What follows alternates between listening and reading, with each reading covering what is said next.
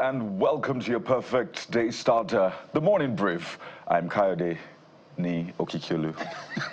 I can't believe you changed that. That's Kayode. But that's my name. Where did the Ni come from? My maiden name. If there's anything like that. Did you, by any chance, travel to Edo State overnight? We travel everywhere. We're journalists. We're always everywhere. I know you just got back from Germany. Certainly not from Edo State. Anyway, that's how we are. I couldn't help it. I'm sorry. I didn't see that coming. That was shocker. Good morning. Welcome to your perfect morning starter right here on Channels Television. And of course, we're upbeat, bright and early. I'm Bukola Koka. And I'm Jeffrey Ozama. So in case you're wondering where that knee comes from, let me send it back to the Nia. Mr. Knee. Please where did explain. the knee come from? So knee is, the root is actually not an English term. It means you were born this name. So when you say Kayode Ni Okikulu, it's Kayode born Okikulu, and that's exactly what I just did here. I don't know what you want me to explain, but it's just the root of the word, and it's a word that we take for granted a lot. We don't use it because it's like, let's talk about the U.S. and China trade war. Just last night, our time, the U.S. President Donald Trump hit a pause button on that tariff hike globally, all right? But guess what? Instead of hitting a pause button for China, he said, let's increase the volume. So first it was at 54, increased to 104. Now it is 125%. Oh yes, for China alone, or for other countries of the world, it's at 10%. So for the other countries, it's a pause, maintain status quo at 10%. But for China, it is at 125%. Don't forget, China hit back with 84%. And guys, I'm just thinking, what exactly is going on here? Forget that this country is thousands of miles apart. They are so intertwined that projections put a price of an iPhone may be as high as $3,000 as a result of all of this back and forth. And just imagine the ripple effect across the world. But one thing that I'm excited about, guys, is that a trade war is better than a world war. That's for me. It's a silver lining. But a bad part of a trade war is the economic impact on citizens at the end of the day. So tariff generates revenue for government. That is statutory, because the more you collect more money at your borders and all of that. But that cost will be passed on to consumers on both ends. Yeah. And it also affects the scalability, not scalability is the right word now, the level of the volume, the return, or the revenue that will be generated from turnover. That's the word I'm looking for. Because if you're selling 10 now, you may be selling 5 because of the trade war, because of the purchasing power of the people. But America has a good PPP, purchasing power parity, compared to the rest of us. China also is doing a consuming nation. Yes, and so I feel that, again, China needs to be a bit more open in their trade relations with America. That is actually the bone of contention. So this aggressive protectionism by Donald Trump, on one hand, for me, I wrote on X, I say nobody's going to win this war at the end of the day. But what I think America is trying to do is, look, they feel that this is not fair, that there's a lot of secrecy, the Communist Party, the IP policies, certain things in terms of litigation, in terms of IPs as intellectual property. I heard a businessman saying he even wants US to go as far as 400% if possible. So all of this is perhaps Donald Trump saying she must come to the table, let us negotiate, let us open the books a little bit more. If you're running an economy as big as that of China, let's open the books more, let's be transparent. But I'm happy. It doesn't really affect us. It affects us in one way or the other. I mean, but that war knows, I like the direction of the war, so we're just looking at it pass like this. Over your head. Yeah, it's just passing in front of us. Some of the shots will follow you. So it's just maybe the wind from those movements is what is affecting us. So anyway. Well, for me, this update is a cheery note, to start off the program. And of course, for our own homegrown economy, I was looking at the figures, yesterday, and I saw that even though the 14% tariff does not particularly affect crude oil, which forms a bulk of Nigeria's exports to the United States, it will affect the other products. And, you know, the numbers are interesting. If you look at, you know, urea, which is a growing export to the U.S., the other goods as well, cashew, the numbers are pretty interesting, set at $357 million. Where's the number again? Pardon me. Yes, that's it. Soybeans worth 28.1 billion naira. Urea, 30.33 billion naira.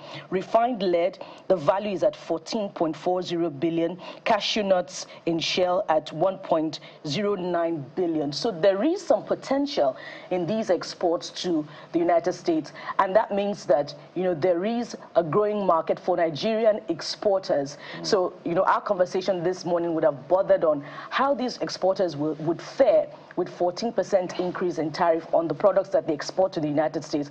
And you also know that time and again, we look at the ease of doing business in Nigeria here at home, and they have to deal with all of that as well. So it's ease and relief for those bulk of business people back home in Nigeria. But of course, we'll also be looking at the global impact of, you know, 140%. Heidi, that's what you call it. That's 125 to China. For China, as you say, those countries are intertwined, and of course, you know, countermeasures from global countries of the world, as far as trade is concerned, will also impact one way or the other on other business persons across the globe. And that's where we're starting off from on the show. As you can tell, this tariffs now imposed by the U.S. president, or increased towards China, and a 3-month pause for other countries of the world takes our attention, a large chunk of it. How is it going to impact global economy?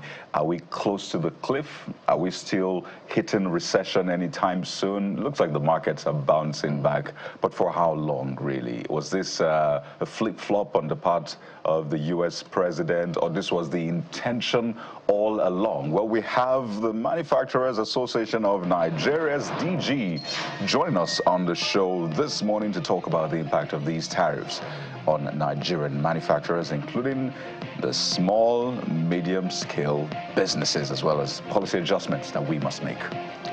Besides business, we'll also touch on politics this morning. The crisis rocking the Labour Party will also be in focus today, with the Supreme Court judgment that effectively took Julius Abure away from the chairmanship seat of the party.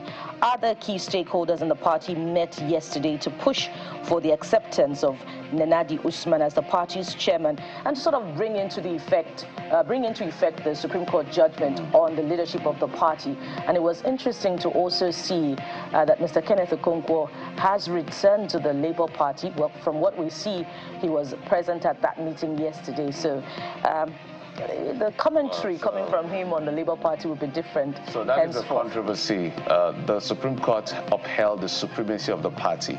So a lot of people are now trying to say we are the ones in charge as far as that supremacy battle is concerned. We'll break it down when you look at the CTC and all of that, the court judgment and its impact on the Labour Party. But beyond that, we're headed to Delta State, where there's an issue in the Shekiri land. Of course, the delineation by the INEC, that is the Independent National Electoral Commission, that has to do with some wards, that is state or federal constituency in that sense. This issue started as far back as the 90s and got all the way to the Supreme Court, when action was now taken by INEC as empowered by law. The Shekiri people are saying, no, we do not agree. This is marginalizing us in favor of other ethnic nationalities in our state. So you see them there blocking the entrance of a production facility that gives us about 28,000 barrels per day, insisting on what they believe should be justice for them. We'll talk about it right here on the program. For one, a lot more people will understand what delineation means. But away from that, which is a very important point, I should say, we'll also be taking a look at how organizations and businesses are leveraging technology to create effective branding strategies to boost their performances in their respective markets. Well, by the way, delineation is very, very thorny issue as far as electioneering and politicking is concerned. A simple dictionary definition is describing or portraying something precisely. We needed to get that in, such that people can understand exactly what it is. Up next, we'll also be taking a look at how organizations and businesses are leveraging technology to create effective branding strategies to boost performances. And besides that, there'll be some art on the program as well. We'll take a look at what we know is henna drawing and its role in preserving cultural heritage. That's some beauty there. So those of them who think they started off this tattoo business, we got this business with big local content. And it's painless. Yeah, it's painless. Non-invasive. So we will look at this. So for those of you ladies who like this kind of things, it's going to be a good time to join the program. Hey, but don't forget, email is, you can get to us as well. Also, you can also hashtag CTV Morning Brief just to get attention on X, so we can, you know, talk about the things that interest you the most. So let's get to the papers, guys. All righty. So where do we start from? Let's start from, I think, the Nigerian Tribune. There you go. I want to be sure that the date is right. Okay. Ibas under fire over appointment of LG administrators. PDP accuses NAS of abdicating oversight role on administrator. Ibas in order, Tinubu gave him blanket check. Okori. Sometimes when I hear some of these guys talk, I'm asking myself, do we really understand what do you mean by Tinubu gave him blanket check? What does that mean in English, guys? We run well, you can write anything on the check. It's not that possible. Would be, you can write any regulation. So for context, so that's what the Nigerian Tribune is running with. The brief of the president, we are watching closely as journalists as well and as everybody what is going on in River State. So as Kaido was saying yesterday, we're wondering where some of this brief is coming from, removing or suspending MDA's heads, and now the chairman and members of the Electoral Commission, local government administrators. We really don't know where Mr. Ibas, the Vice Admiral, is taking his powers from, because we know that certain action of his would have to revert to the National Assembly because of the critical situation the state has found itself. We know there's a state of emergency, and the constitutional structures of elected leaders like the governor, deputy, and House of Assembly members have now been officially suspended, have been issued contending on whether it's constitutional or not, and all of that, because when we look through the laws, we can keep saying we didn't find it, but the Supreme Court will decide that. But as it stands now, a lot of people are saying the Army General, sorry, the Military General is going beyond this brief. And this is giving credence to the permutation around the politics of the state of emergency. Because initially, it was just to manage the affairs of the state. Removing the people, if he had left the people that were there to run the affairs of the state, would it have affected anything he's doing in any shape or form? So I do not know where Vice Admiral Ibas is taking his powers from, who is oversighting him and all of this. This is why we scream and shout at that.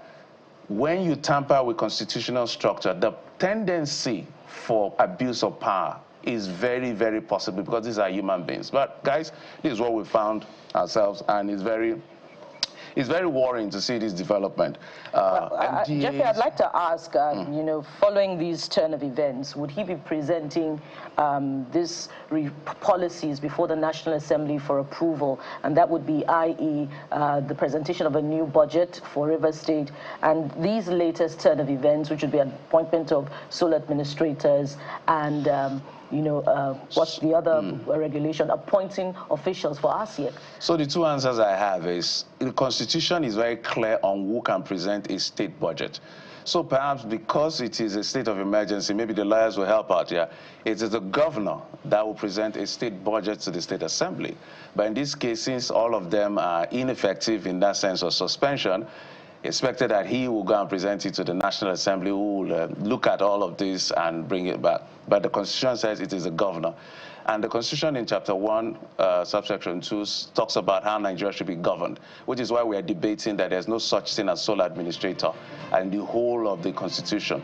But the issue of the members of the Independent Commission as well, I think he also has to revert to the National Assembly, because they were supposed to go before the State Assembly. So anything that's supposed to naturally go to the State Assembly would now be carried out by the National Assembly in that sense. So all of this is the conundrum we've all found ourselves as far as Rivers politics is concerned. I think I've commented on Rivers politics, and my position is quite clear. The destiny of the Rivers people is in their own hands now, whatever they want to do. But I look at, when you look at the president's speech, Kayode, you look at the president's statement, his brief was very, very clear. Yeah. And this looks like if Mr. Ibas, the Vice Admiral, is clearly going beyond his brief. So it is reckless for anybody who made that statement to say, Ibas, in order, Tinubu gave him a blanket check. Okori, I don't know which Okori is this, but that's a reckless statement in my view. Well, so it looks like this is the 6th alteration of the Nigerian constitution, because like we're writing the law as we move, just making new provisions, and at this rate, there is no limit. That's the challenge with where we're at. There's no limit.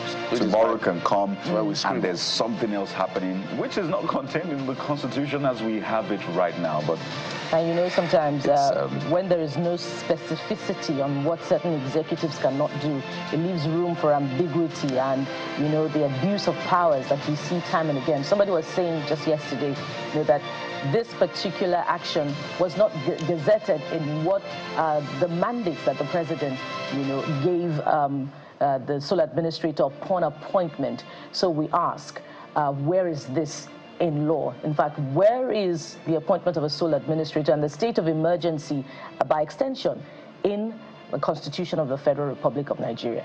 Well, Kayode, sorry, before you go, I want to read something. You know, you read it that the administrator would not make any new laws. He will, however, be free to formulate regulations, regulations as may be found necessary to do his job. But such regulations will now be, you know, reverted to FEC, which was now national. Regulations. I haven't seen any regulation from this administrator. All I've seen is suspension of people, appointing of people, and anyway, Kayode.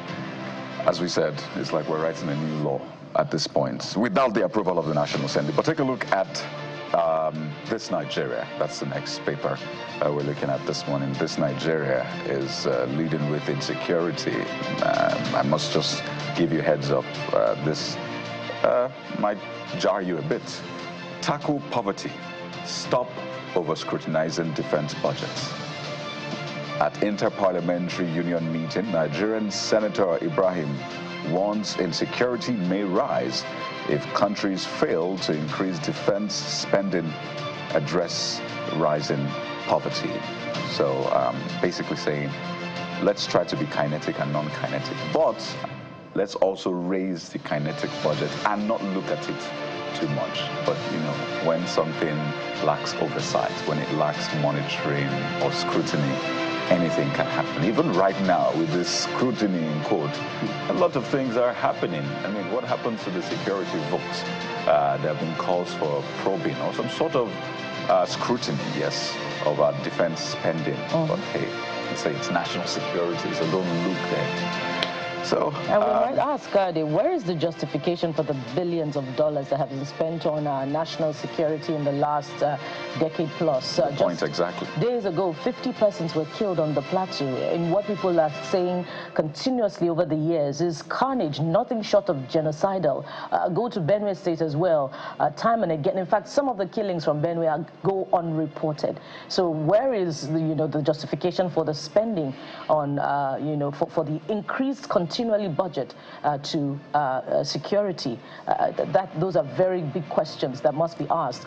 We recall also former Vice President in the last administration had called for the scrutiny of the procurement aspect of our national budget. So when we spend billions of dollars on those equipment that are touted to be game changers in the fight against insecurity, why does very little change in reining in on insurgency, banditry in Nigeria's northwest, north central, and there is an encroachment moving further down into the south as far as security concerns are concerned? Those are a lot for the managers of our security to reflect on. The next paper, which one are you taking? Which will be Blueprint newspaper this morning. And take a look at the headline. Embrace citizen-centric leadership, Buhari tells APC governors. And that's quite interesting. He said in this rider. I left office with some physical assets gotten. Same physical. Same physical assets gotten before my mandate, and that's ascribed to former president. Of course, this is an interesting talking point coming through from the former president, and we're just reviewing an aspect of his administration now, and there is, very little progress report as far as that is concerned. So which of them? And that will be security. So everything has to be citizen-centric. If this is a feedback that we can give the former president. So where his economic policy citizen-centric was security citizen-centric as far as his administration is concerned. Social investment, was it citizen-centric? There is a question mark even placed by this administration on the management of social investment during the former administration, as seen in EFCC probing, some officials under his own government. So if this is feedback, then it's a lot for the former vice president to reflect on. But there are other stories on the front page of Blueprint newspaper this morning. Relief as FEC orders full implementation of Naira for crude deal. And there are two riders there. Says process will end Nigeria's dependence on forex for petroleum, and SEMA urges support for Dangote refinery. And Kadi and Jeffrey, this was good news coming through from yesterday.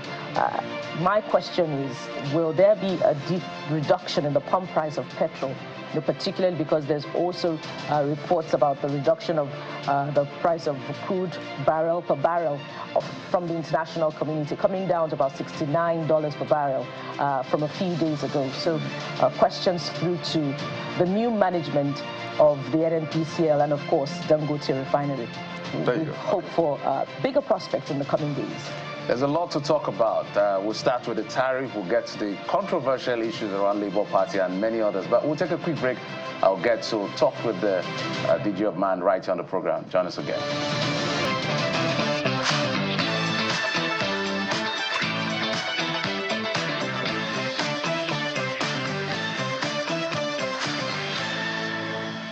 Well, in this fast-changing world of tariffs, we take a look at how this impacts us as a nation. Just last night, news broke that U.S. President Donald Trump has hit a pause, a 3-month pause, on the global tariffs imposed on imports into the United States. But he increased the tariffs of goods coming from China to 125%. That's from 104%. Which it was earlier on. I know for a lot of people it was moment, but is that what it is, really? Well, as you can see, we're joined on the program by the Director General of the Manufacturers Association of Nigeria, Mr. Segun Ajayi-Kadir. He's also co-interim Secretary General, Pan-African Manufacturers Association. So he's going to give us a Nigerian view and a Pan-African view. Good morning, Mr. Ajayi-Kadir. Good morning. I'm happy to be here. Well, I don't know how you are handling these quick changes. First, 14%. Then China responds, particularly to the U.S., says we're doing 84%. The U.S. says from 54, we're doing 104. And now it's 125%. And then for Nigeria, it's back to 10%.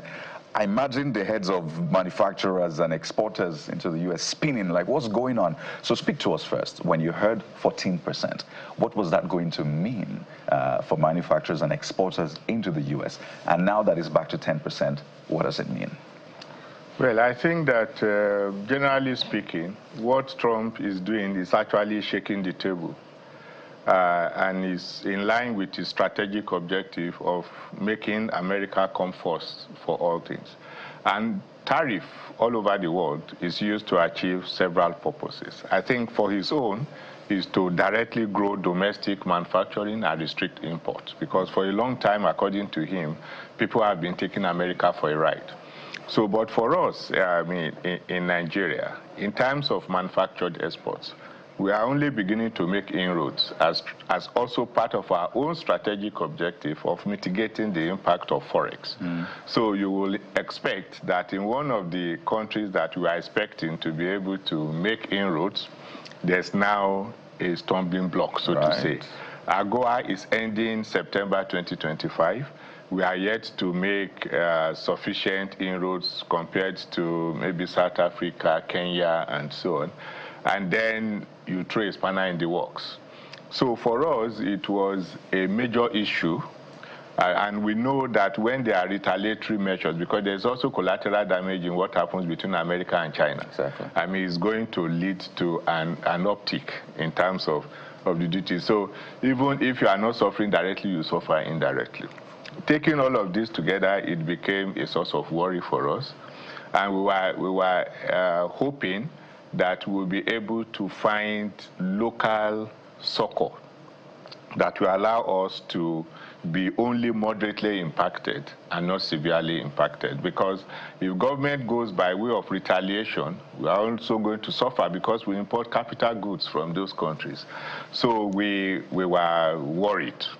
And the only relief came when we had the Minister of Finance and Coordinating Minister for the Economy saying that there's going to be a conversation among the economic team that will also involve the private sector on how Nigeria should respond to it. So we are worried. And even lowering it to 10% is still also a source of worry because we were operating in a positive balance of trade with America before then. Just January 2025, America had a net negative balance of trade of up to $143 million.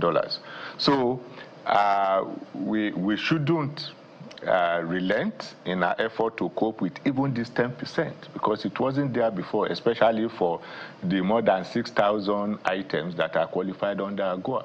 So it's not yet uhuru, and we shouldn't breathe too much so that we slumber. Just to be clear, AGOA is not really having any effect because it looks like AGOA has been pushed aside, and President Trump's tariff is what is in play now. Yeah, unfortunately so. And I was actually wondering why America is so easy to bend. I mean, because AGOA was a valid agreement with 54 plus 1 countries in Africa. And how an executive order or a pronouncement or a tweet on X would just upturn the thing is a source of worry. And I'm even worried now because Nigeria has to think very well. Government has to engage the private sector and all players. We must go granular in the kind of exchanges we have because the next person to Trump might be worse. And then that means what you are writing does not mean anything.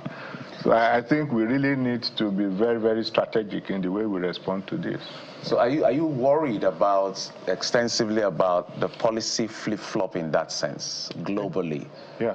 So for people who don't know, AGOA, African Growth and Opportunity Act, these are agreements signed, sealed, delivered, that gives everybody an opportunity to do business with one another. So, but talk to us about your worry around policy flip-flop. We've had that issue here in Nigeria, which has made us lose business, especially in the upstream sector of the oil and gas sector. And now we're seeing what Trump is doing. I like the way he put it, just by a tweet, just by a fiat of an executive order. How should Nigeria prepare for eventualities like this? Because this is a precursor to anything that could happen anytime in the world. So I think this is a very important question. And I think in the response that Nigeria is going to give, we must take it into consideration. There is no way you can beat an efficient and a conducive business environment for domestic industries.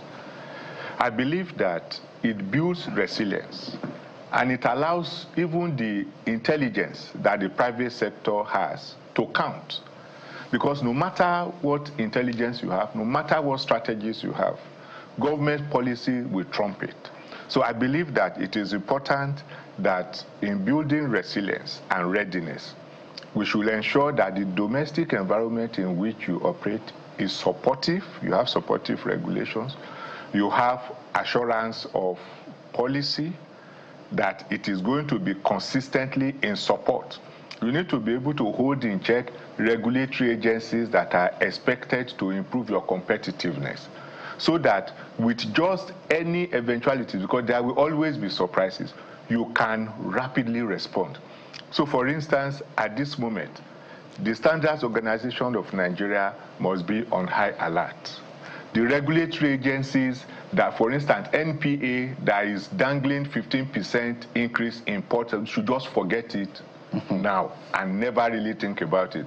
The 4% FOB that Custom is talking about should just be, in fact, we should assume we never had it. I think they've left it up. Exactly. So these are the things that you need to build a robust sector, productive sector, that will be able to respond to this eventuality. You can imagine if Trump has continued on this track, I'm telling you, our export will just come to nothing. Many people think, okay, because America is deceased in terms of our export, and even China is closing at 3 trillion. I think America is doing 5.5 trillion. But they are deceased in terms of our trading partner. You can imagine that the number 1 to 5, they are going to be badly impacted by Trump. And we are going to suffer collateral damage. So there is nothing you can do other than preparing that in-house. You are ready. And all those regulatory challenges, infrastructure challenges, policies that are inconsistent and not supportive of export, this is the time to completely understand that it does no good, especially for the productive sector. You know, I was looking at the goods that will be affected by this 14% tariff, you know, had it continued. And I saw some value there. We may not be where we want to be in terms of, you know, exporting and diversification of the economy, but there is some value there. For instance, fertilizer, urea is 20.3 billion naira. Now, this is just a 3-month pause. So upon the announcement in the first place, there has been a huge conversation around, oh, this is the time that Nigeria should look at other markets, you know. And you said earlier, you know, before we started the program, we should not go to sleep regardless. So what are the lessons for Nigeria and maybe indeed other African countries from this 14% tariff experience? And what is the role of the AFCFTA in the first place, you know, to promoting trade, if we were to consider looking at other markets for the promotion of our exports? Okay. Happily, things have actually been working well for Nigeria in Africa and Africa. For instance, last year, we traded more with Africa than with any other nation on earth. I think our trade was up to 8.7 trillion naira with Africa, whereas it was 5.5 with America. Even China was 3 trillion. So I think that we are already set on a trajectory of making AFCFTA work for our exports and our imports. I believe that's very, very important. And in terms of lessons, we should know that growing intra-African trade is probably the best way for us to survive as individual countries and for Africa to project and make inroads in international trade. Because whether we like it or not, colonialism has led on items. We can concentrate on those ones that we need and use it to negotiate. And I mean, we should make no mistake. The world doesn't just need America. America needs the world. And it's been said that America may just, particularly President Trump, may just be overestimating its power, its influence and importance, because it looks like there's a new world order already, and America may be punching above its weight. But Mr. Segun Ajayi Kadir, Director General, Manufacturers Association of Nigeria, MAN, and Co-Interim Secretary General, Pan-African Manufacturers Association, PAMA, thank you so much for your time on the program. It's my pleasure. Thank you very much for having me.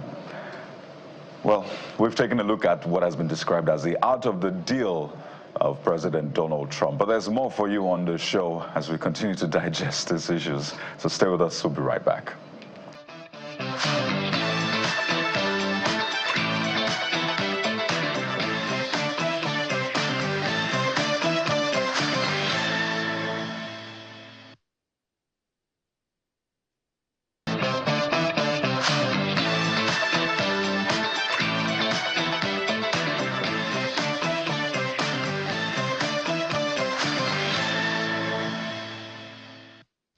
Welcome back. Let's talk about the Labour Party, that despite the Supreme Court this time judgment, there seems to be more confusion with everybody laying claim to the leadership of the party. But just a quick one before I introduce our guest. Let's walk back a little bit. In 2019 also, the leader or the national president of the Labour Party had passed, and Mr. Julius Abure took over under quite controversial circumstances because then he was the secretary of the party, and there's a hierarchy. But fast forward to 2023, an extension was done. They got a good outing at the presidential election and other elections as well. Well, that extension ended in June, at about June 2024. There was a congress organized in Nnewi, another controversial congress, because the argument now is that those congresses didn't follow through the right process of ward, local government states to the national convention. Where we are right now is to the effect that during the Ondo state governorship election, it was as to who is the authentic candidate between Ebiseni, Chief Ebiseni, and Olorofemi. That case got all the way to the court, and there were changes in between. But in the pronouncement of the court had acknowledged Julius Abure as the chairman of the party. What the Supreme Court decided and said, look, no court has jurisdiction over issues of chairmanship and membership. Is an internal party issue, and that has generated a lot of controversy. So the caretaker committee, led by Nenadi Usman, supported by Peter Obi, Alex Oti, and literally most of the elected representatives of the party, versus the Abure faction, everybody now laying claim to the leadership of the party. That's what we want to explore today, looking at the legalese as far as the issue of Labour Party is concerned. We're being joined in the program by the Senior Advocate of Nigeria, Mr. Sam Kagbo. Also joining us is Mr. Ekemini Udim, a public affairs analyst and a legal practitioner. Senior Advocate and Mr. Ekemini, thank you so much for coming on the program. Thank you very much for having me this morning. Thank you for having me. All right. Let's start with you. I want to believe that you have seen the CTC, which has become a controversial issue. Well, the court has said the lower court, the trial court, was wrong. The appeal court was wrong, set aside their decision as far as the pronouncement of Julius Abure as chairman is concerned, also striking out that decision of the lower court, dismissing the appeal and saying it is meritorious, and allowed it, and even gave an advice to the political party. So, you know, they respect their own rules in that sense. Well, Julius Abure says the decision of the court is to the effect that we already have a structure in place. We have a leadership, so there's no vacuum. Alex Oti, Peter Obi, and the rest stakeholders are saying, no, let's do a proper convention for elected officials of our party. What do you make of that judgment and these multiple interpretations? Well, the judgment is very, very regular and in tandem with the general principle that internal party affairs are not justiciable. That is, dispute arising from internal affairs of the political parties are not ones that the court can entertain. That is the regular position of the law, and the nuanced position is usually that of the cases where the court can entertain the issues bordering on internal party politics. And the only narrow space given to the court is the one regarding the nomination of candidates. And that is if a party who is a candidate in an election for the nomination into an elective office feels that the party had failed to follow its rules and regulations. Beyond that, the general principle has always been that, oh, the court should not at any and for any reason interfere with internal party politics. So the case in question actually is one that is very, very interesting in that generally the party went to court actually to challenge an exclusion by INEC in the invitation that INEC sent out to political parties concerning the Ondo election of last November. And in between that reliefs, one particular relief was smuggled in, which is to the effect that the INEC should recognize the leadership of Abure. The court yielded to that, but what the Supreme Court is saying, that very particular aspect of it that has to do with the leadership of the party is not one that the court should have pronounced upon or interfere with. So basically, that is the position The court is right. That is the general position, and it is not the nuanced position at all. Otherwise, the other cases that have been tried by the courts and the Supreme Court has also listened to, those are the nuanced cases that are exceptional. Mr. Kemidi, maybe your take on this particular one as to why everybody is still laying claim. They all agree that the party should decide its internal affairs. But now what is the internal decision of the party is where the bone of contention is at the moment. Abure is insisting he's in charge. And you know, according to their own laws, if you do a convention, if you have to remove the national chairman of a party, it has to be in a convention according to some of the things I saw in their law. And that convention has to be called by the person who perhaps is to be removed. So it's a bit of a controversy here and there and the legislation around the laws of the party. But maybe you speak broadly to the issue as you've interpreted it in your own view. Well, thank you once again for having me.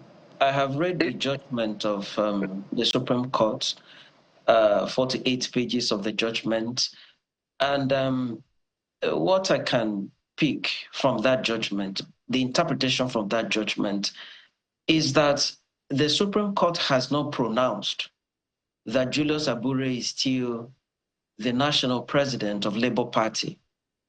And the Supreme Court has not also pronounced that Senator Nenadi Usman is now the national president of the Labour Party. Why has the Supreme Court refused to make that pronouncement? Because the Supreme Court was not happy with the decision of the trial court, the Federal High Court, and the decision of the Court of Appeal.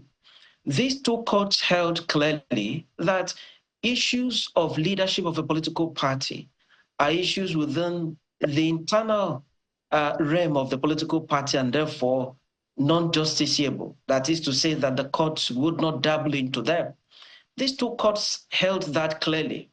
But along the way, the courts went ahead and affirmed Julius Abure as being the national president of Labour Party and directed INEC to relate with Julius Abure, send correspondences to Julius Abure, and so on. And the Supreme Court wasn't happy with that. And that perhaps is the reason why their lordships of the Supreme Court refused to fall into the same error of making a pronouncement on the status of Julius Abure or the status of Senator Nenadi Usman. So the interpretations that is given everywhere, this one says I am the national president. This one says the Supreme Court said I am now the national president. The Supreme Court hasn't said so. Now we go to the judgment.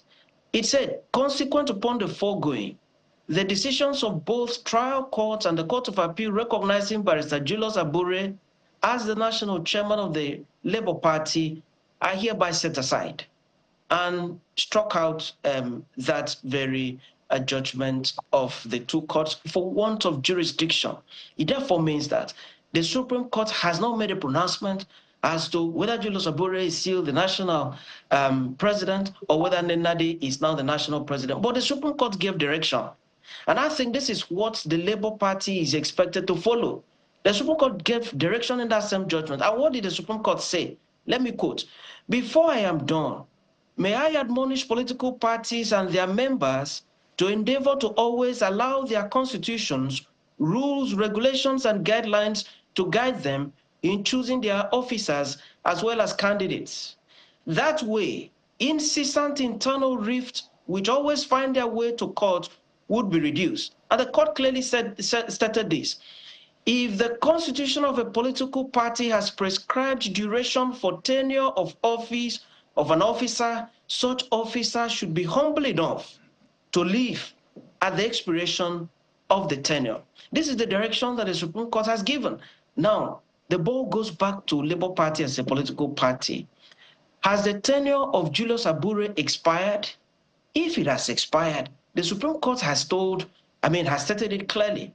If the tenure of Julius Abure has expired, going by this admonition of the Supreme Court, it therefore means that Julius Abure should step aside.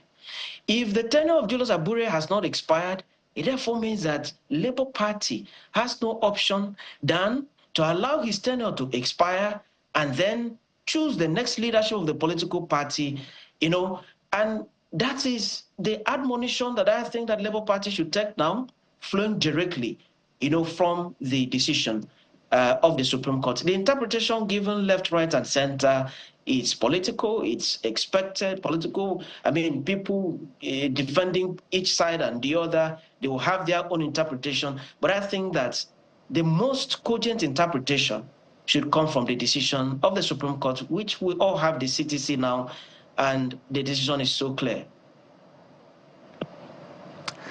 Very interesting points there. I just should follow up by naturally asking, for you, seeing the back and forth congresses, if I can call it that, has his tenure expired, as Mr. Aburi's tenure?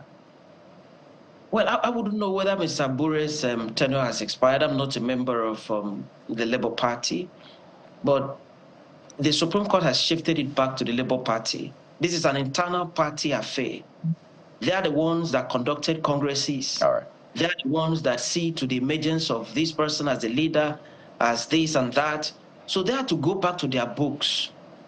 Whose tenure is currently running right now in the Labour Party? Is it that of Aburi? If it is that of Aburi, then the Supreme Court has admonished the Labour Party by this pronouncement.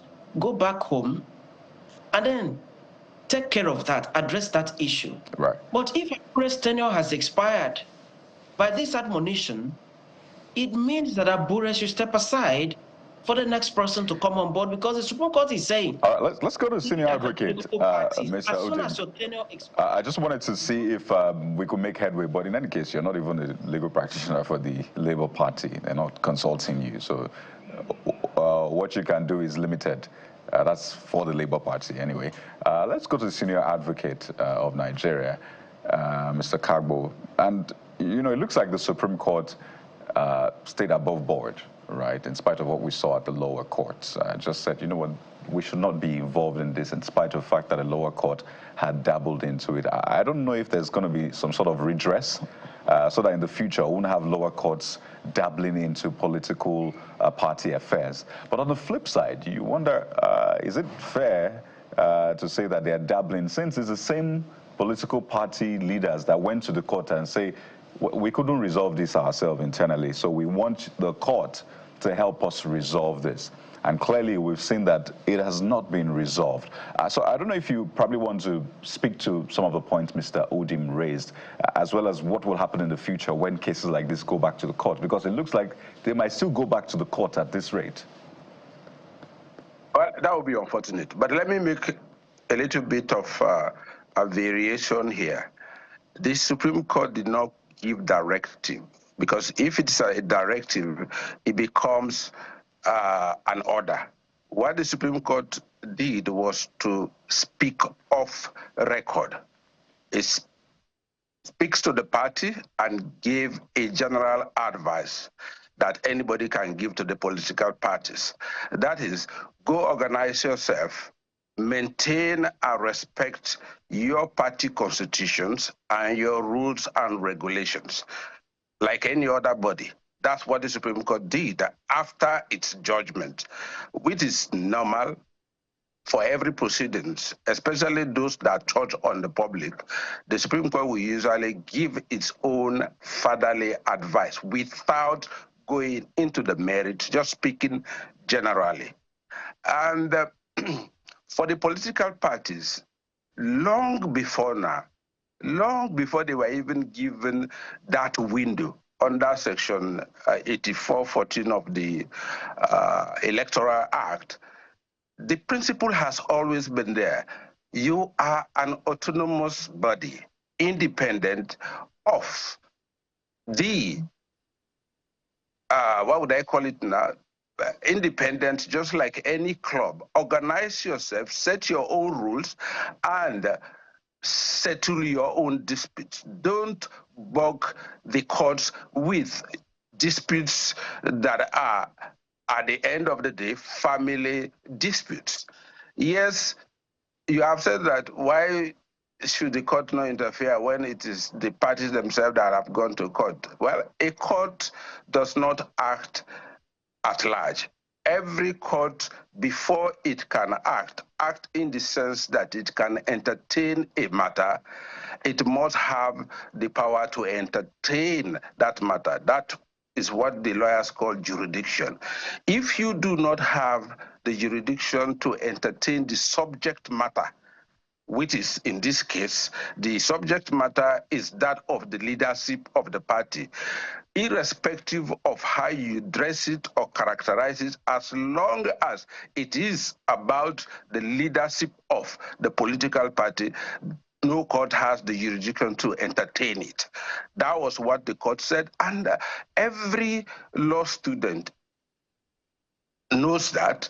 And but we are talking about political parties here, and that is why, for me, I've always said it, and I will repeat, the courts are even too magnanimous to listen to some of the issues that are brought to them by the political parties. Because the political parties, if I'm to use the word, they have been a disappointment. They are lucky, they are privileged to have been given that particular privilege, power of what?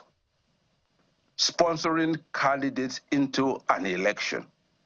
That power could have been given to religious bodies because every Nigerian is religious. That power could have been given to civil associations.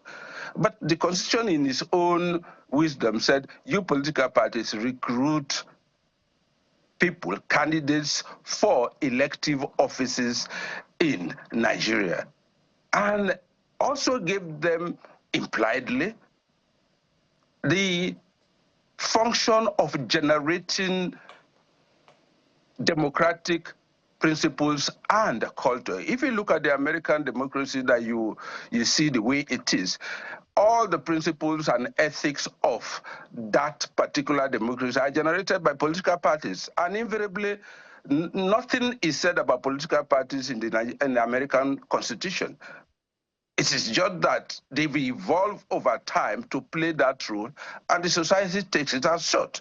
But here, the Constitution went out of its way to give them those powers and say, give us candidates into elective offices, the president, National Assembly, and state houses of assembly members. That's what it did, in the sense that out of the three arms of government, two of them, very strategic, are to be composed by political parties. But what do we have? We do not have internal party politics. And if we do not have internal party politics, how could we expect politicians to behave? How could we expect them to generate the principles that we would benefit from? And if we're having this sort of paucity of values from our governance system, it's emanates from the fact that the political parties are simply power grabbers and what would I call it now? Wealth seekers, because the moment you get into office, you Mr. sit atop. Pardon me if I may come in, and that would be the bane of, the challenge of political parties and the many litigations that we have, not just of the Labour Party, but of other parties as well. Mr. Odima, I'm curious about your interpretation of the major high point of the judgment on the Labour Party leadership tussle, because it's written in plain English, but your interpretation seems, well, and you're not alone anyway, but I'd just like to present to you a few posers from your interpretation of the judgment. Consequent upon the foregoing, the decisions of both trial court and the court below recognizing Barrister Julius Saburi as national chairman of the first respondent, that is the Labour Party, is hereby set aside. That's plain English. It's set aside. There's also, in the same vein, the first respondent's cross appeal, in appeal being an offshoot of the same judgment of the court, is hereby dismissed. That is the cross appeal brought by Julius Saburi. It's dismissed. So I'm asking you, why did Julius Saburi present a cross appeal if he is not challenging the position of the Nadi Usman and the caretaker committee on his leadership of the party? The Supreme Court also admonished that officers whose tenures have expired should have the humility to leave office when their tenure have expired. And who may the Supreme Court be referring to in this case, particularly when you consider the series of events trailing the leadership challenge of the Labour Party, when evidently members of the party had rejected Julius Aburi's chairmanship of the party? Mr. Odim. Now, when you read the entirety of the judgment of the Supreme Court, you would see that so many pages have been dedicated to not being happy with the Federal High Court and the Court of Appeal for dabbling into the internal politics of a political party, leadership tussle and all that. And that is why their lordships of the Supreme Court decided not to fall into the same error of the lower courts. And that's why there is no pronouncement in this judgment as to who is the current national president of Labour Party. The portion you quoted simply says that the decision of the trial court that recognized clearly Julius Aburi as the national president was done in error. The trial court ought not to have dabbled into it. So it is taken as having not been decided at all and having not been pronounced upon at all. Now, the Supreme Court also said the decision of the Court of Appeal that was still made in favor of Aburi, recognizing Aburi as the national president of Labour Party, was also done in error. It is for that reason that the Apex Court has set aside those two decisions. Now, having done that, mostly the courts would go ahead to make its own pronouncement, to make it a final, to put a full stop on the matter, make it clear. But the Supreme Court, if the Supreme Court does that by saying, Aburi, you are the chairman, the national president, or by saying, Nenadi Usman, you are the national president of Labour Party, the Supreme Court will be falling into the same error it has blamed the two lower courts of. And that is why the Supreme Court decided to stay away from it and rather gave a directive, because I see this as a directive at the last paragraph of the judgment, by saying, see, before I end, before I leave this seat, let me admonish political party. And when the Supreme Court admonishes, it's a strong point made. That's the apex court in the land. So whether it's obiter or you call it directive, you call it admonition, the Supreme Court has said something in black and white by saying, see, political parties in this country, you must be able to organize yourselves.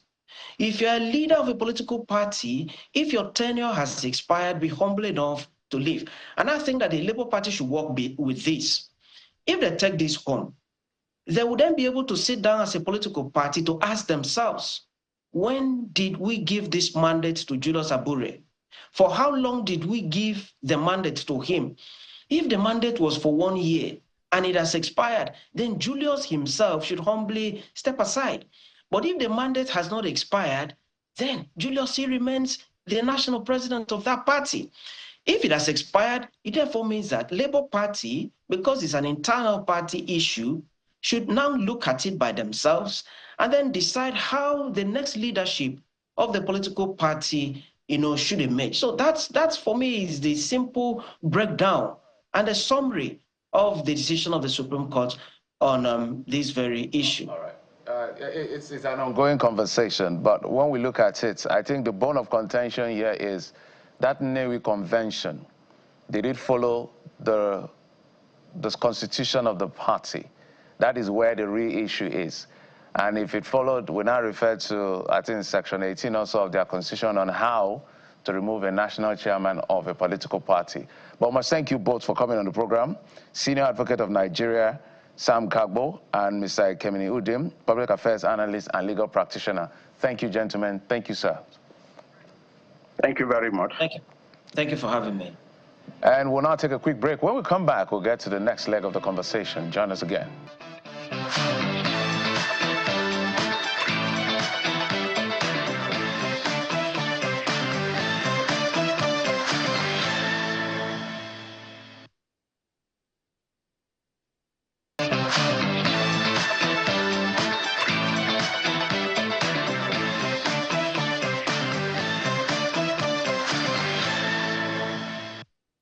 Welcome back. And so this time we head to Delta State. Yesterday we saw youths from Warri, part of the state, suspend operations from a 28,000 barrel facility that's operated by Renaissance Oil, formerly operated by Shell. And what was their protest? The delineation of wards carried out by INEC that did not favor the Shekiri ethnic group. And of course, this followed a 2022 Supreme Court judgment ordering INEC to embark on ward delineation. But there may just be a history behind this ward delineation exercise brought before the courts by a certain individual. But we're going to get insight into all of this, the agitation of the Shekiri, who it is that brought, of course, this case before the Supreme Court, and if its impact on representation of the various ethnic groups in Delta State. So joining us to have this conversation this morning on the program, we have from Warri, Delta State, Dr. Paul Bebe Nimibo. He's the Ijaw focal person. He joins us virtually from Warri, Delta State. Now, it's an interesting development, and you know, when you look at it, it goes way back. But I'd like you to be the one to give us a backstory as to this case that was presented before the Supreme Court, ordering INEC to commence ward delineation. Who were the initial parties that brought the case to the Supreme Court?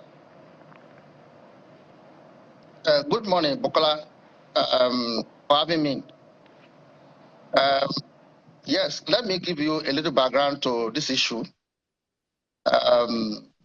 Before 1996, the Warri federal constituency was having two local government areas, Warri South and Warri North.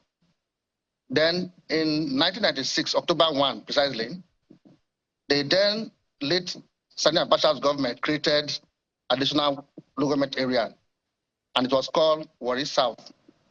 And it was explicitly for the Ijaws of Baramatu, Ogbijo, Isaba, and Debri, with 10 wards, with 10 electoral wards. So, and the headquarters was in Ogbijo and Ijaw community. Thereafter, an election was conducted for the 10 wards, and Honorable Kopo Loromoni, now the traditional ruler of Ogbijo Kingdom, emerged as the chairman. He ruled for 3 months. The Shekiris were agitated that they want to be part of the local government area. And they took this thing extensively. At the end of the day, they were brought in with 2 wards, and the Ijaw wards were reduced to 4. Then at the end of the day, the Shekiris had 6 wards in Warri Southwest. That ultimately brought about skirmishes around that time in Warri area. The Ijaws were agitated, and eventually this led to a violence, protest, and crisis. But as time goes on, the Ijaws approached the court. We found out that we need to do things to follow due process. So we went to court, the Federal High Court.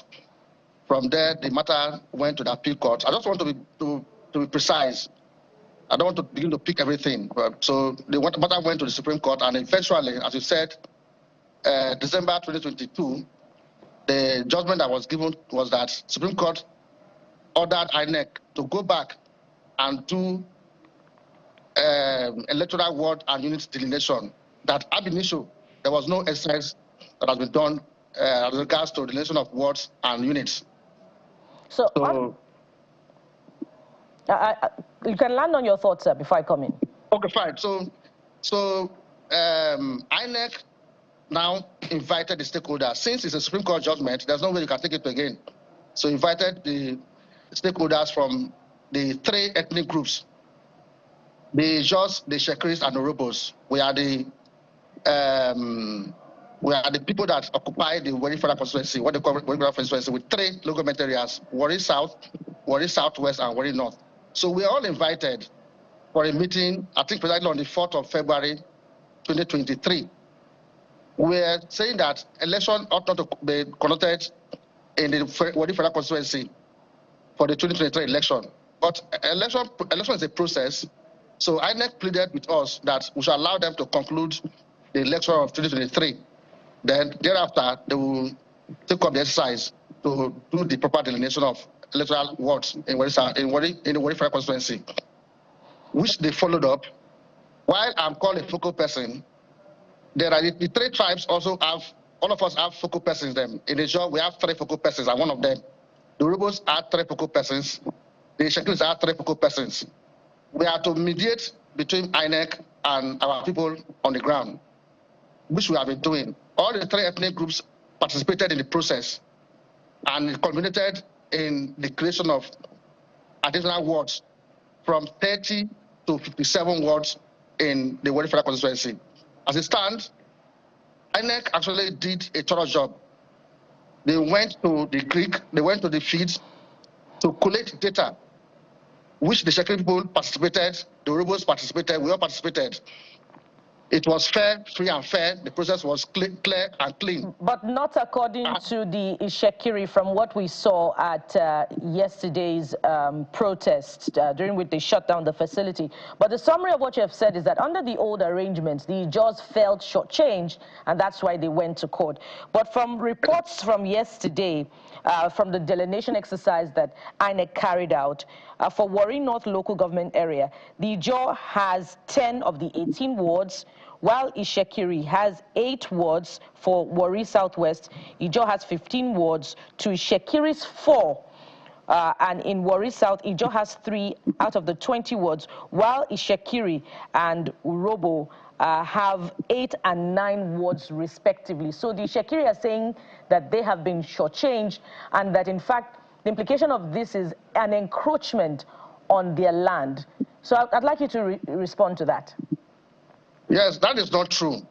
Now, like I said earlier on, the Supreme Court did say that there was no any electoral delineation that has taken place in the Warri Federal constituency before. It was done arbitrarily. They just allocated wards to the communities and kingdoms, and it was done arbitrarily. So the jobs were shortchanged in that arrangement. The Urubos were shortchanged in that arrangement. That was why we went to court and eventually got the judgment that they should go back and do a fresh delineation of wards and units. It wasn't done before. So the outcome is now reflecting the true position of things. INEC did not just go and write words to bring up this current arrangement. They went to the field. They took data. They went to the Robo areas. They went to the Shekiri area. They went to the Joy area to collect this data with cartographic equipment and so on. They have satellite images of the communities. They know the size of the population of these places. So the reflection you are seeing now today, for instance, the Warri North government area, they just were having a 4 wards before. Then the Shekiris were having 6. It was arbitrarily allocated to them before. But with this current arrangement, which was done in a very transparent manner, the Jaws are having 10 wards, while the Shekiris are having 8 wards. Then in the case of Warri Southwest, the Jaws were having 4 wards, and the Shekiris were having 6 wards. People that know that terrain very well know that the Shekiris are just a handful of persons around that area. So this new arrangement now gives the Jaws 15 electoral wards, while the Shekiris 5 electoral wards. Then as for Warri South, which is the urban government area, the Urubos were having, I think, 2 or 3 wards, but now they have 9 wards. Then the Shekiris were having about 6 or 7 wards, but they now have 8 wards. Then the Jaws, because the Jaws wards in Warri urban were suppressed before now. They were there before. In the old arrangement, the old divisional arrangement there, Warri division, Pluto division, and so on, there were wards that owned by Jaws before. They were suppressed. But this arrangement, which was done in a transparent way, has revealed those secrets them. And the Jaws had 3 wards in Warri South now. So this arrangement has, for me, brought about peace and justice in this Warri area. We have suffered so long, in Warri here. if you can see, Warri doesn't have life again because of the crisis we had before now. It's time for us to build on this. God has blessed us with resources that we use to build our areas to live comfortable life.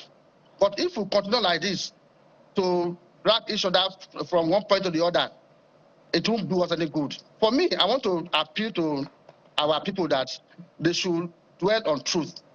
Those stakeholders that attended all these meetings for almost 2 years before the outcome here should be able to educate their people, tell them the processes that led to just a this moment. Yes. When you say it has brought peace, I think you're speaking in the interest of the Jaw people. The Shekiri people are apparently not happy. You see what happened with the blocking of that facility in terms of our oil production and all of that. It looks like a situation where you win some, you gain some, you lose some, you gain some. So maybe you can reiterate to us what the Warris had lost. Sorry, the Ijaws had lost. I know you have said it, but just for emphasis, had lost, and they are now gaining, and what the Shekiris had gained on, and they are losing. So that maybe for the listener who is a bit confused as to the number, will be able to appreciate what exactly went on. And given what has played out right now and the delineation that has been done by INEC, what do you think is actually the way forward? Because Supreme Court action by INEC eventually to carry out the decision of the Supreme Court, rather than bring peace, is resulting in what you're seeing on television.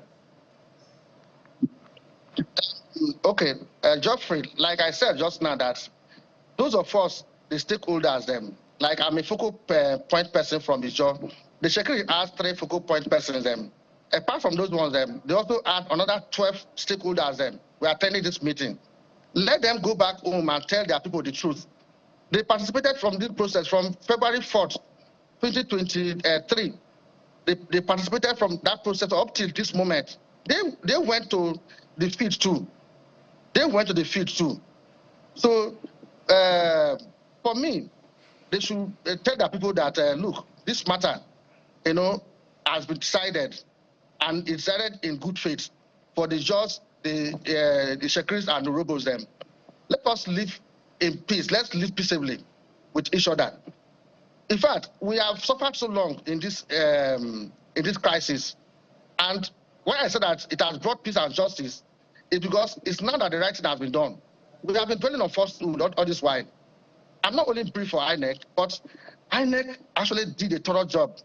And if independent people want to come and verify the process, for me, they should allow them to verify the process, because there are images there that clearly shows the population, the settlements, the contiguity of the communities, and so on. A lot of things were taken into consideration before they arrive at this process.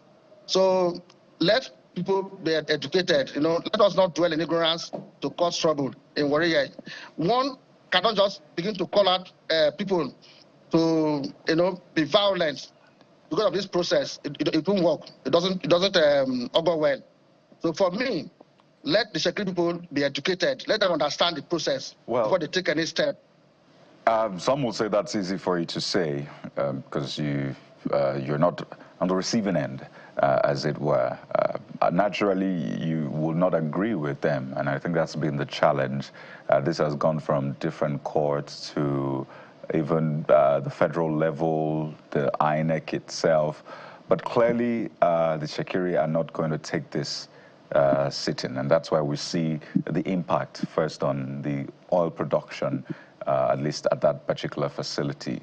So beyond you asking them to be educated on this, which they'll tell you, well, we know the facts for ourselves. All we want is fairness. Setting aside perhaps the ego, as it has been described by some people, or the fact that, well, I think it favors me, so you can just keep crying. There needs to be some sort of resolution. And if this will happen, everybody needs to come to the table and first resolve this. Is that something you're willing to do or be a part of? Kayode, see, we have been in that process. Like since February 4, 2023, we have started that process. The Robos, the Shekiris, the Jaws, we all represented in the process. We all saw the way INEC went about the process. So it's not something that one party was excluded, that they don't know how the INEC arrived at this new arrangement. So we are together in the process. For me, let's live beyond, those days, those evil days where Warri was, thrown into crisis. Let's live beyond those days. Let us approach issues in a very pragmatic way, in truth. The secretaries, they know that nobody shall change them. It's what is on ground that is reflecting. I believe so. They have been claiming that they have more population, but we have made this thing clear over and over. We have made this thing clear. Then the secretary doesn't have Warri, doesn't own Warri. There are records everywhere, but we have come to this level. There's no need for us to begin to speak violence. Some eminent security persons have come up to the internet and call for violence, which of course it is not good. Such people them supposed to educate their people to imbibe peace, particularly now that we have arrived, we have arrived in this process. Let this thing be. There's no way you can fault this INEC because we're all involved. The secretaries were involved in the process until we went to the feed July 11 last year. We went to the feed. The robots went to the feed. The judges went to the feed. The secretaries went to the feed. INEC monitored the process and came out with this result. Nobody influenced it. In fact, your reporter was there when this report was handed over to the stakeholders last week Friday in Asaba. All right. INEC did not even open the thing. They sealed it and handed over it to the respective stakeholders. Go and look at your paper. Dr. We all left and go and look at the paper and saw what was there. Nobody had the prior knowledge of what INEC came up with. So please let this reign. All right, Dr. Paul. I'm telling my secretary brothers them. In just a few seconds, can you just mention those areas that you say are evidently Ijo? Because we're going to give the Shekiri a right of reply. Okay. Now, in Warri Southwest, the Paramatu is exclusively for Ijo people. Then Paramatu, everybody knows the size of Paramatu. Okujo Kingdom is Ijo Kingdom. It's a very large one.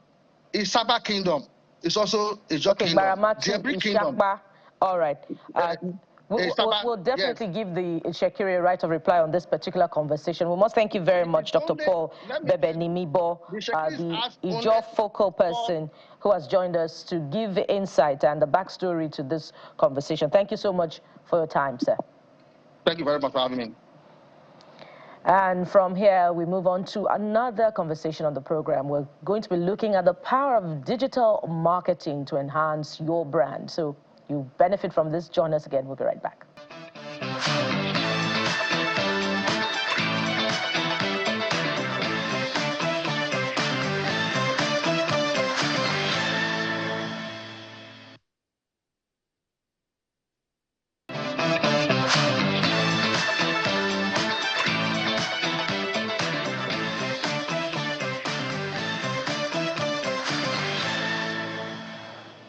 Well, let's elevate your brand and business, shall we? Fakayode Adedayo joins us, UI UX designer, product designer. He's right here with us in our Lagos studio. Good morning. Good morning. Thank you for having me. This is a funny joke, an inside joke. Anytime I see UI design, UX design, I'm like, University of Ibadan.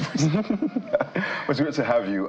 You know, a lot of people take it for granted that, their business will still do well in this climb without doing some things digitally.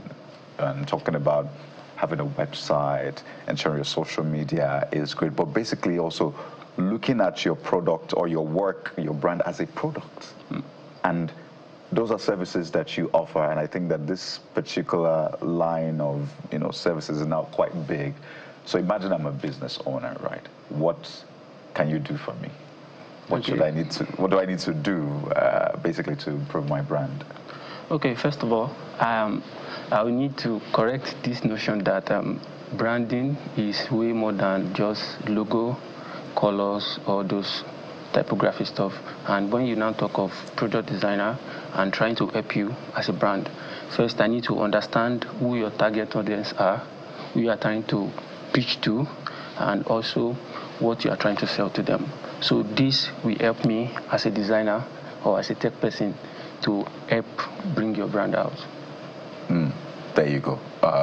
So UI means user interface, just for people who, it's not University of Ibadan, and UX is user experience. And it's great that we're moving into that phase now, so people begin to see what they're doing beyond just, I'm a fashion designer, I am, this. It's actually, you're for users, and there needs to be some sort of interface. You need to upgrade that experience. So let's walk through some of the mistakes you see brands make in them trying to have that good outing or good, showing for their users. What are some of the mistakes you see, and how do we correct them so that our businesses can keep making profit?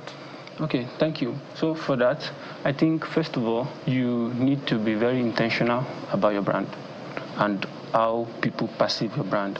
So from the logo, how people see it, from the font and down to your website, and maybe your product, the app you are trying, that you want people to use. So right now we are in this era whereby even your laptop, your phone, your device can be your office. You don't really have to step out of your home. You can be in your home and do all the stuff. So as a product designer, how I can help you to bring that out is first, tell a story with your brand. Let people know that this is not just a normal thing. This is something that, this is an experience. People will come and have experience with this, how they feel when they are using those websites or when they are clicking those buttons. They have interaction and experience with it. Brilliant. Tell a story. Interesting. For me, the world has become sort of a global village, where the market is not just where we are. The market of any product at that may just be global. And I say this because I've actually heard an events manager tell me that they got a contract from someone outside the country to put together an event for them back here in Nigeria. So that means that the bulk of businesses owned by people not particularly literate in the lingua franca may be missing out on the market. What solutions are available to them to help them scale up their businesses by eliminating the language barrier, but also empowering them with the basic digital skill in branding digitally? Okay, so if we're talking about leveraging on technology to help brand and help the knowledge gap also, I think we start with letting people understand that knowledge is, in fact, this era that we are in now, you can get knowledge from anywhere, be it YouTube, Coursera, LinkedIn, and there are many platforms whereby you can learn and get knowledge from. And as an expert in the field, I think where we come in is by making sure people join some good communities where they can get knowledge, getting the right mentor, so that the mentor can tell you, okay, these are the mistakes these other brands have made. We will help you to avoid such mistakes so that you can. But are you thinking of deploying your teaching methods to eliminate the language barrier, to bring the knowledge in their own language so that they can also be empowered with the digital skills, put out their products in their own languages such that they can reach a wider audience? Yeah, I'm doing that. I think right now I'm even writing a book on transitioning from just a lame person to a product person, and using myself as a case study, because I studied architecture in school, and right now I'm a product designer. I'm using that as an avenue for people to see that, okay, these are the road path or roadmap that I use, so you too, you can just follow suit. So my colleague just came back from the Global Disability Summit, and it's a conversation that is not quite big right here on the continent and in Nigeria. But out there, you see that everybody is factored in for that sense of inclusion. From what you do and what you see, how much of it do we need to do in terms of scaling and expansion to be able to help people who are challenged, so be part of this progress you're talking about? Well, that is a lot. First of all, I think majorly in this part of the world, we've never really explored the part of leverage, preaching to that set of people yet. However, I've seen a lot of initiatives whereby they say they are giving out devices to such people. But it's not just giving devices. Are you giving them with the right tools to use. Like if I'm giving you a laptop, so what are you doing with the laptop? So I have to empower you or like show you how to use Figma, how to use Notion, how to use those softwares so that they can actually be a plus for you. It's not just about the gadget. Because at the end of the day, I'm thinking to myself, if somebody who is blind wants to be a good mathematician, how will the interface help the person to be? He has a valid reason to, to aspire. When I see what Cobham does with the keyboard, I'm like, this guy, you sure you're not really seeing, in some sense, incredible stuff. So are we thinking that deep to say, whatever mileage you're giving to, you give to every other person, persons with disabilities should also have that mileage as well? Yeah, well, we are actually looking into that. And if you even look to the aspect of AI coming out, you see that you just have to use, there are some AI prompts now that you don't even have to type. Imagine I'm blind, I don't need to type. I can just say words. Can you make me understand how to do this? And they will help you with the voice command. So we're actually looking into that too. So there's a lot to leverage on. I'm just curious how lucrative this is for you as a young Nigerian, because there are other Nigerians listening and saying, okay, maybe this is something I can follow through, because I saw you just before you came on, you were on your laptop. So I don't know if you are replying a client and billing them saying, well, we're going to charge $100,000 for this job. So just as a final question, how lucrative is this? Wow, to be sincere, it's really lucrative. Very, very. When people start with to be sincere, they are not sincere. they're being sincere. No, I'm actually being sincere right now, because I remember when I started on as a graphic designer, I was just doing it, and here brings me to my point. First of all, you have to be consistent with it. You have to be dedicated. You have to learn. Unlearn. Even when you fail, you have to retry, because you are not just building a city, you are building a movement for you and your career. Fakayode Adedayo. Thank you, sir. We have to thank you so much. So I'm sure you go back to the conversation with your client. He's a UI, UX designer, product designer. We'll be talking about branding, product design beyond just branding, which a lot of brands need right now. Thank you for your time on the show. Thank you for having me. Bye. We'll take another break now. When we return, we're not done just yet. We'll talk about tattoos, but not the painful one, not the, not the invasive one. That's in a moment. Please stay with us.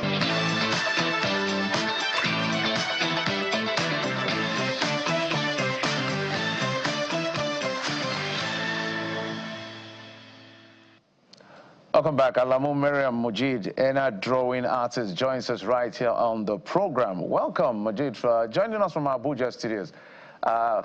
Thank you for coming on the program. Can you hear me, Miriam? Having me. Good morning.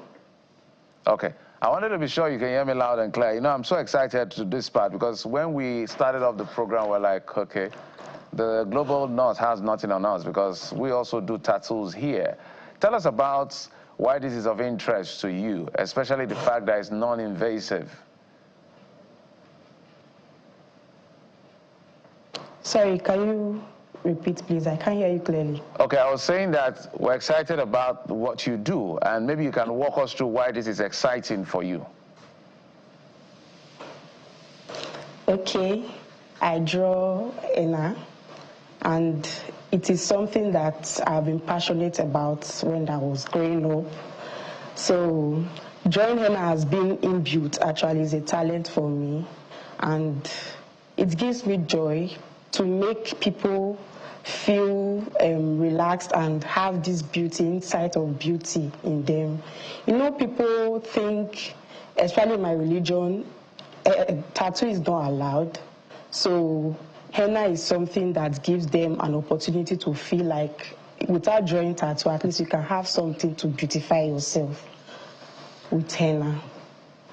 So tell us, we're seeing some things on the screen, and it looks very artistically, it looks very lovely, I must say.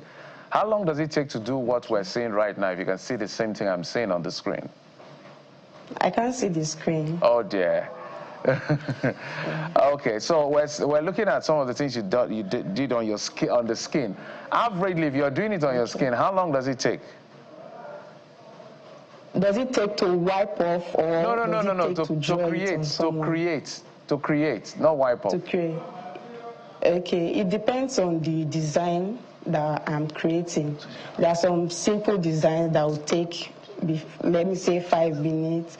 There are some that can even take like 1 hour. So it depends on the kind of design that the client chooses to draw and how long we can create them. Okay. Miriam, tell us about the festivals, the cultural aspect of this beauty design, that we find these elements being used by, people who patronize this particular aspect of culture. I believe that it's from the north. And how, how much of wide acceptance can it also gain beyond, those who love to use it as a cultural beautification element, in other parts of the country? Okay. As we know, I think henna came from maybe, let me say, the Indians, because they are known to be more skilled in drawing henna. Like, they don't take it for granted. Any little occasion, you see them draw henna for marriage, any little ceremony, so they draw henna. So, and in this part of the country, the Northerners are also known for it very well, because henna is not only a creative drawing, it's not only creative in the body to draw, it's also something that we can use to, people use it to dye their hair, they use it to clean their body, like wash their body in order for them to have a clean skin. So it is something that I see that it's going global already, because even the non-Muslims, the Muslims, they have also engaged in having this creativity in their body. Like, people now fall in love with it due to the fact that some persons may not be able to draw tattoo. So they'll just think henna is something that you draw, and when it wipes off, you can still recreate and do other things. So that's what I feel about how henna is going, because of mainly the fact that some persons cannot draw tattoo. So drawing henna gives them that confidence that, oh, it's something that I can have on me since I cannot have tattoo. Some clients will come to you that they want you to recreate a tattoo design on them, that people should not know that it is tattoo. But because of the fact that they cannot have that tattoo, so they feel henna is another option for them. Ooh. It's just beautiful watching your work, and I'm really curious what the process is like. Thank you. You're welcome, because for tattoos you need the whole, there's the chair, there's the lighting, and then there's the machine itself. That sounds that just inflicts pain on you. Well, only the name of art. But what is your own process like? What are the, what I call it, tools that you need for this? Obviously, you don't need an invasive pen, but just walk us through that process. Okay, henna is painless, as you just said. So the tools we need for it is just your henna, it's a powdered form and a water. Let me say it's an hydrogen peroxide. Then you need water, normal water. You also need your cone. Some persons use just nylon. That there's how it is being done. Everybody with their own way of doing it, you get. But for me, I use nylon. I also use cone. The cone, I'm the one that creates it myself, and I'll use sellotape to seal it in order for it not to open while I'm creating for my clients. So I think that's literally all. Okay, I have a very tricky question now, but it's a double-edged question. Okay. One, like, how much does it cost? What's the range? And can men participate in this venture?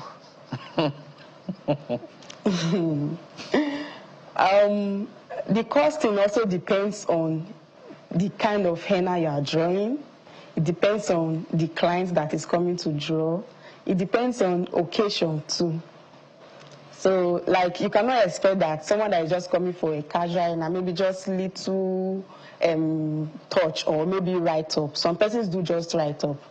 The price is different. Those that will draw maybe full arm, it's also different. So it just differs.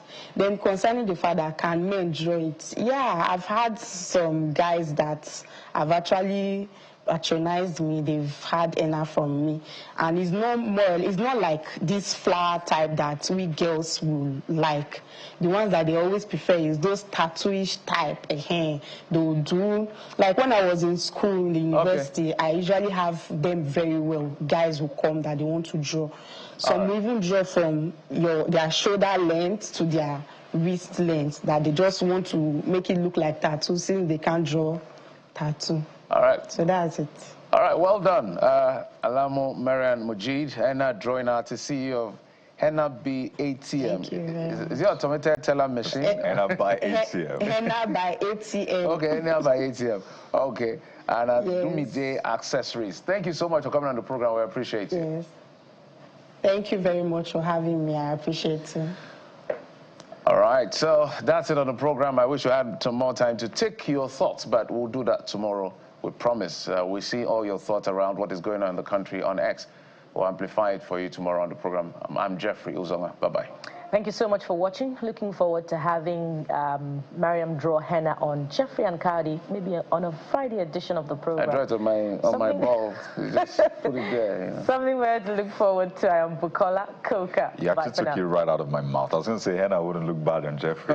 You know, just do like all the way on the arm. And I have biceps. But thank you for being a part of the show today. We hope we've been able to infect you with some joy and optimism. I'm Kayode Okigilu. Stay with us right here on Channels Television.